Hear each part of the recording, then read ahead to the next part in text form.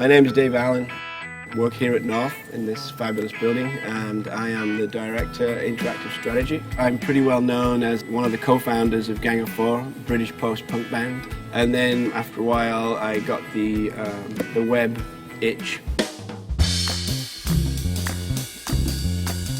So I was a very early adopter to what I felt was its massive opportunity to make waves through particularly the record business. I didn't know that it was actually going to start to destroy it.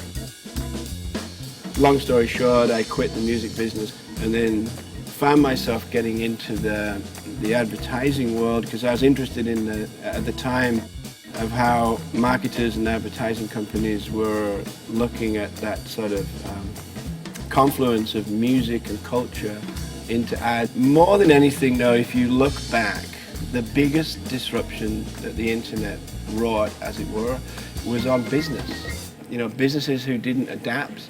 And at first there was no changing of the rules. Everyone just wanted to take their print piece and stick it on the web. And the web is not a meta television, it's not a meta book, it's not a meta magazine, and so on.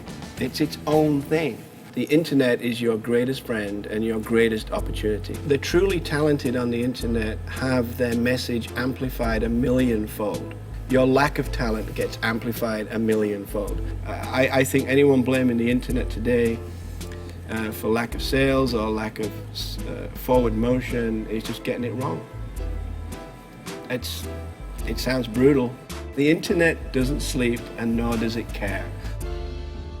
It doesn't help if a team reinforces itself with its ideas in its own culture consistently.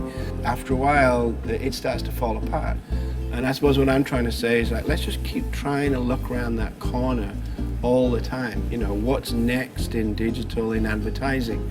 What's next in popular culture in relationship to what apps young people might want to be using out of the blue when no one expected it. When Gang of Four signed to EMI and Warner Brothers back in the day, everyone was trying to say we sold out, but they kind of knew we didn't, because we made it very clear in all our interviews that we wanted to get our message across to the biggest possible audience. And so where is the best place to go? The big labels. They own distribution and manufacturing, they own marketing, they own the radio stations. And so for me to work within the ad agency world whilst being critical of it somewhat, why would you do it outside the walls, just yelling at the walls, you know? Why not try and foment discussion within the very industry that we're all working in?